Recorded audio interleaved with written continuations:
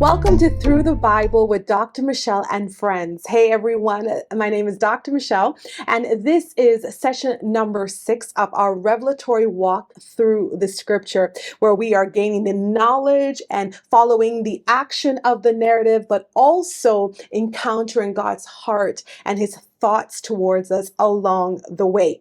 So in this session, we will be going from Exodus chapter 1 all the way to Exodus chapter 13. And I pray that in our time together, that you will learn a lot about what happened to the children of Israel and God's plan to deliver them from the hardships that they were facing, and also that you will receive for your own life the encouragement to keep trusting in God, keep walking with God, because truly with God, all things are possible. So in our last session, I gave you a brief overview of the book of Exodus, coming out of Genesis and all that happened, the covenant that God made with Abraham and with Isaac and with Jacob, and how God used one individual named Joseph, one of Jacob's sons, to prepare a way for them when the time of famine would hit their land. And so through hardships, he went into Egypt, but there he experienced the favor of God. And over time, God established him in a role so that he would be able to take care of his father and his siblings.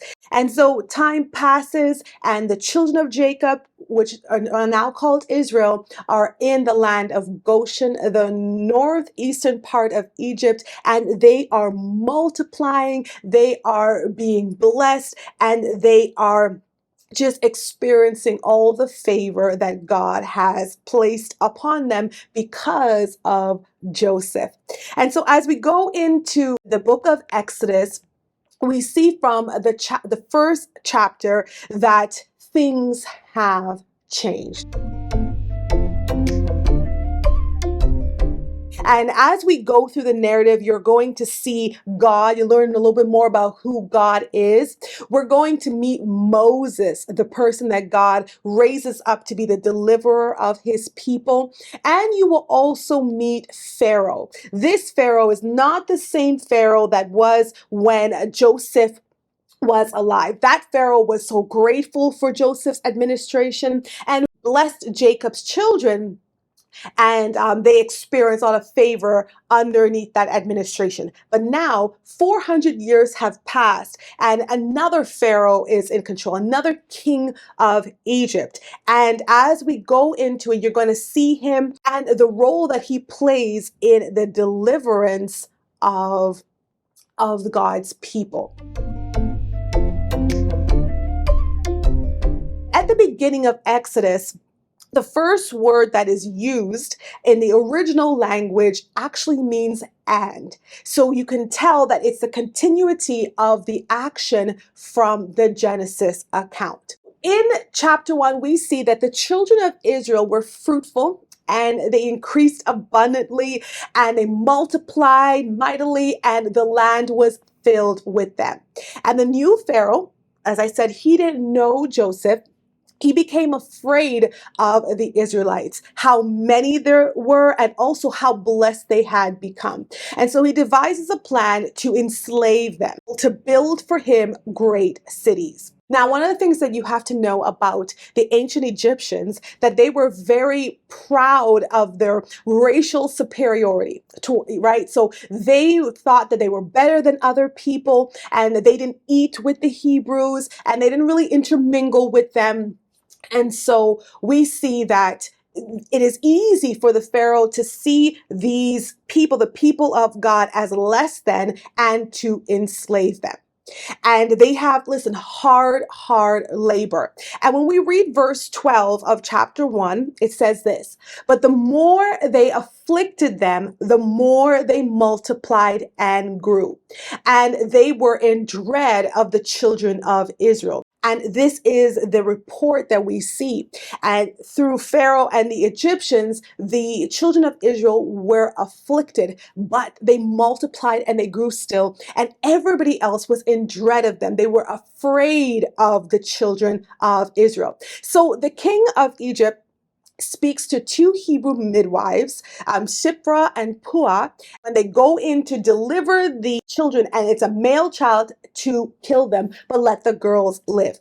But these two midwives did not listen. And when the king called them back in to ask them why they disobeyed, what they say to the king is that the Hebrew women are not like the Egyptian women. They are strong. And by the time the midwives show up, they have already given birth. And so God blesses the midwives, and the people of Israel continue to grow. And it also says that God gives homes to the midwives. And so they end up having families of their own because the midwives feared God. So Pharaoh commands all of his people, saying, every son who is born of the Israelites you shall cast into the river, and every daughter you shall save alive. So the Pharaoh is out to commit genocide. He wants to make sure that the men or the male children of the Israelites do not grow up. And so this is a way of capping the population of the Hebrews. So as we move into chapter 2, there are two people from the house of Levi. Now, if you remember, Levi was the third son of Jacob. So down his descendants, Amram and Jochebed.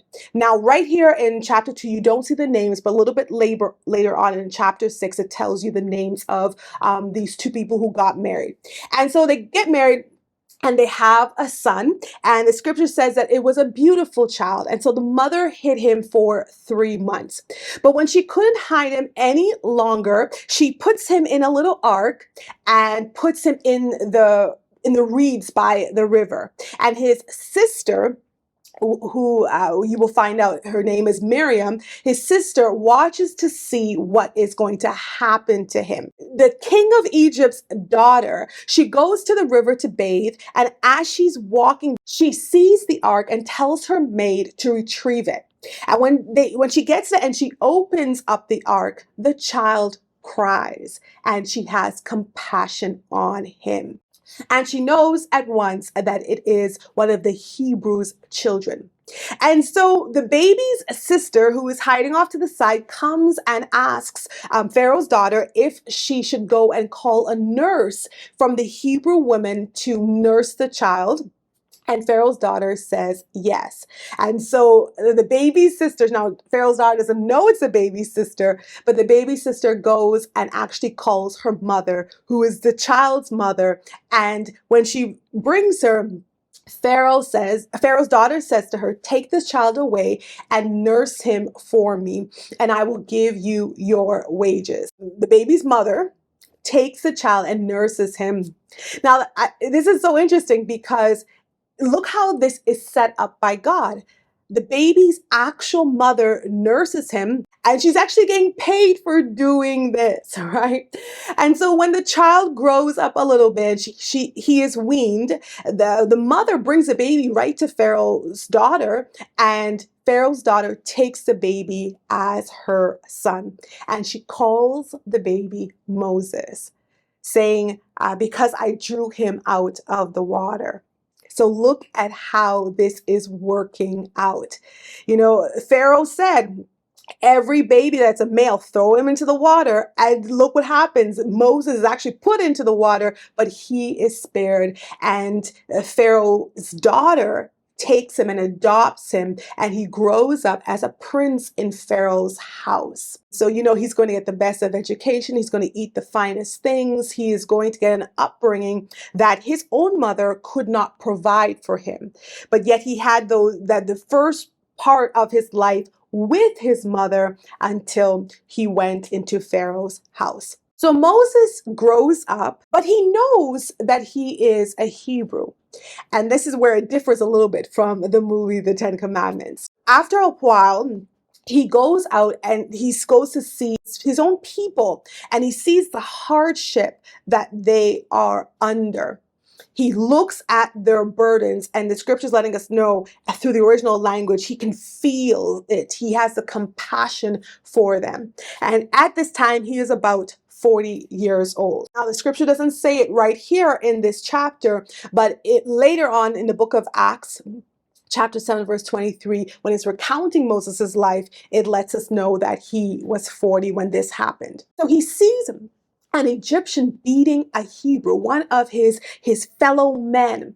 And it's interesting how the scripture records this, because he looks left and right to see if anybody's watching him, and then he kills the Egyptian and hides him in the sand. The next day when he goes out, he sees two of the Hebrew men, two of his own brethren, fighting. And he says to them, listen, why are you striking your companion? And say, who makes you a prince and a judge over us? Do you intend to kill us as you killed the Egyptian?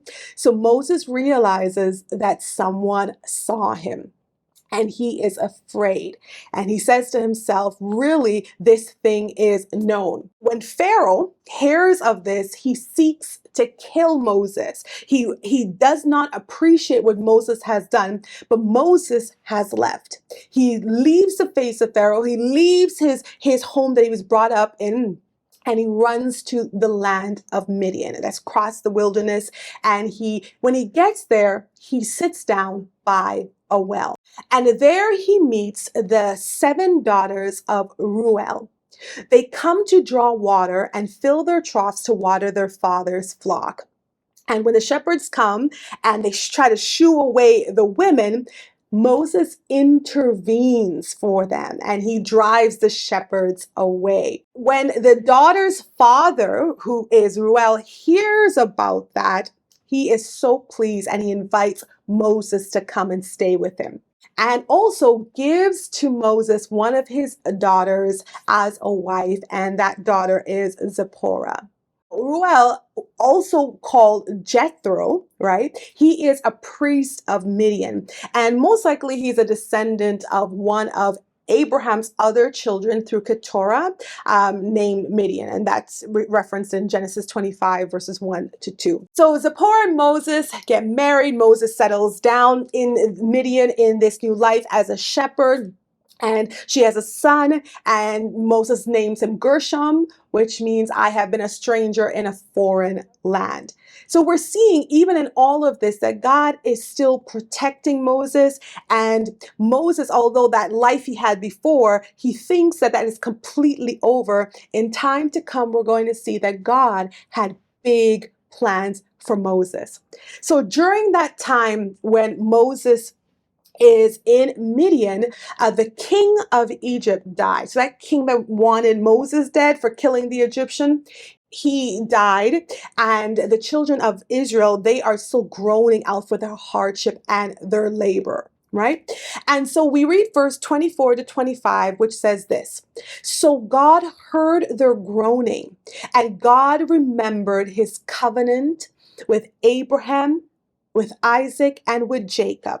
And God looked upon the children of Israel, and God acknowledged them.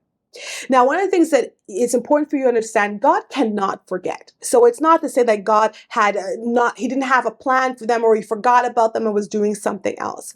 This sense of remembered is that now he's turning his active attention towards them. He always saw them. He always knew what was happening to them. God was always involved. But here comes the time for him to turn his active attention towards the covenant and the deliverance of the Israelites because of the covenant.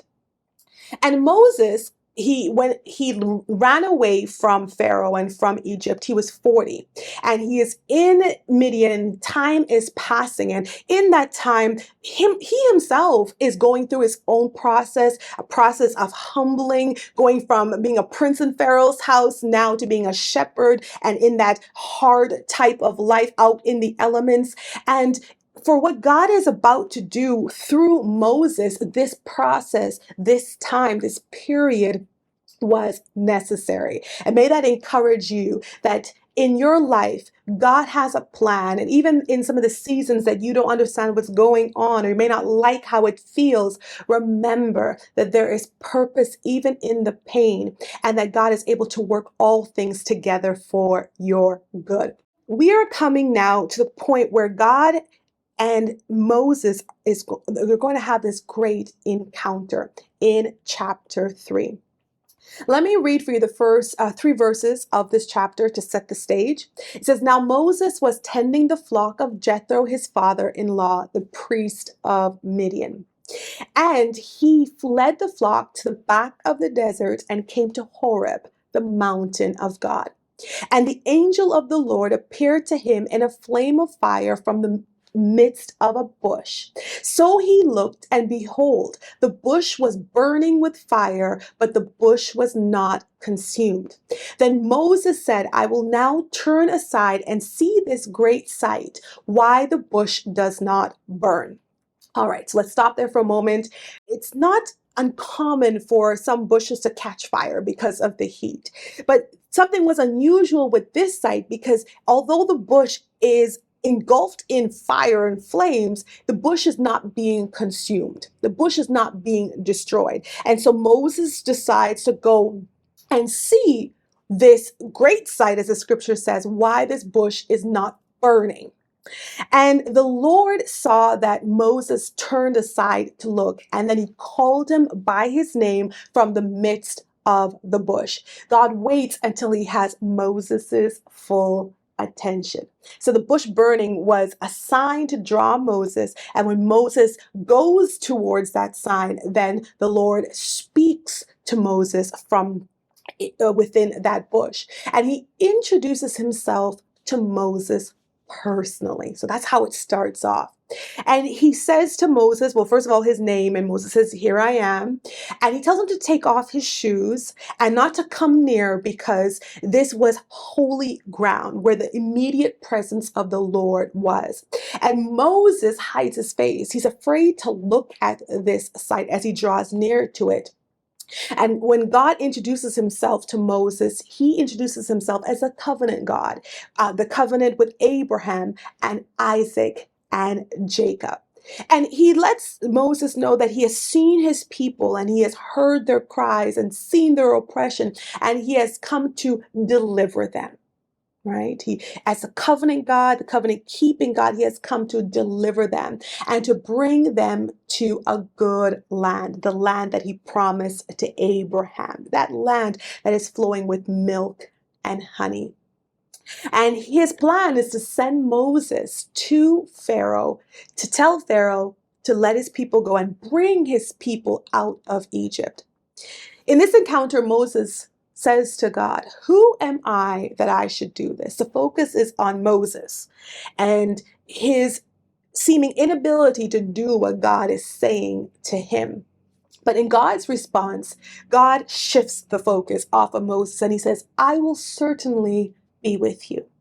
When you bring the people out, and you will serve God on this mountain. So in order for you to do this, to deliver the people, to bring them out, to bring them here, I will, and I love the word certainly, for sure, be with you. So Moses' focus is on him and his capabilities, and God's focus is on himself and what he is able to do. And just take that for your life. For the things that God asks us to do in his word and how he leads us. If we focus on ourselves, we will not be able to do it. We won't be able to make it. But if we focus on God and his abiding presence with us, we will see that we are able to accomplish great things.